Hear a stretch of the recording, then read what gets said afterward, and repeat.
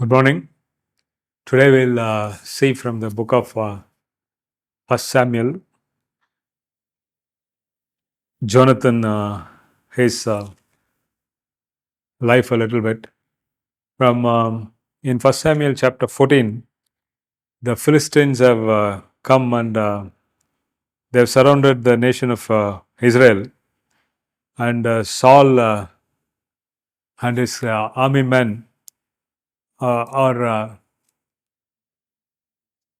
not going forward, but they're hiding with the people, looking for an opportunity to attack the Philistines. And Jonathan was there also, and he and his armor bearer, they both were also there. They were for 14 verse 1. Now the day came that Jonathan the son of Saul said to the young man who was carrying his armor, "Come, let us cross over to the Philistines garrison that is on the other side." But he did not tell his father.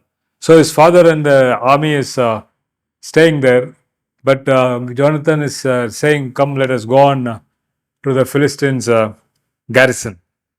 And in verse 6, he says this.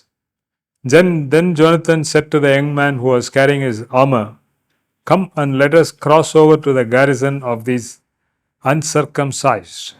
Perhaps the Lord will work for us, for the Lord is not restricted to save by many or by few."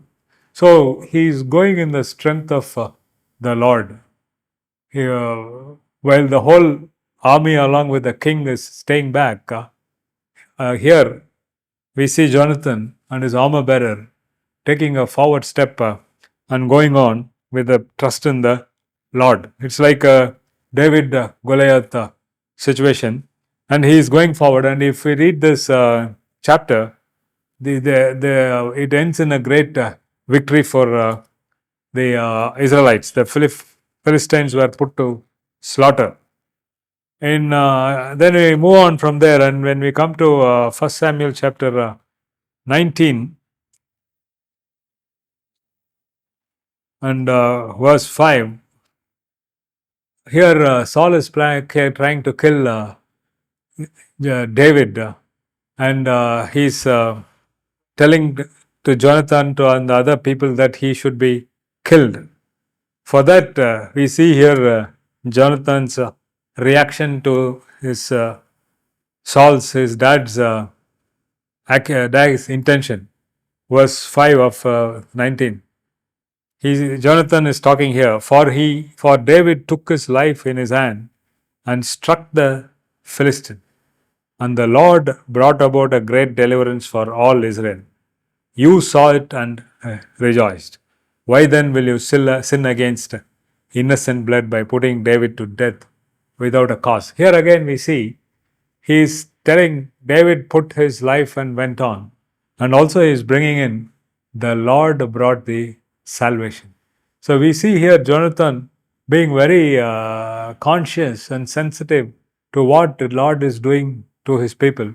Previously we saw that they went forward and he believed that the Lord will get victory by one or more. And here we see what the Lord brought through David when he put his life in danger, and now you cannot do this injustice to him.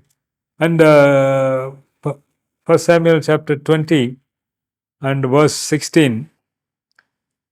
So Jonathan made a covenant with the house of David, saying, "May the Lord require it at the hands of David's enemies." So here Jonathan is asking David to escape after knowing the intention of his father to definitely kill David, and Jonathan has recognized that the Lord's hand is on David, and he's making a covenant to protect his family when David comes back and Lord gives him the kingdom. And here he's again saying, "May the Lord require it at the hands of David's enemies."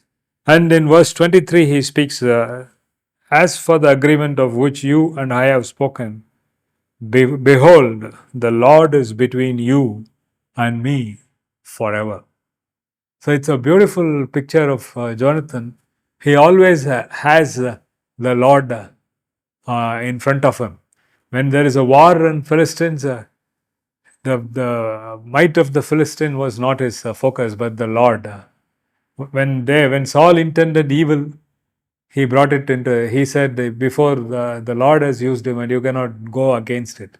And here we see he's making a covenant.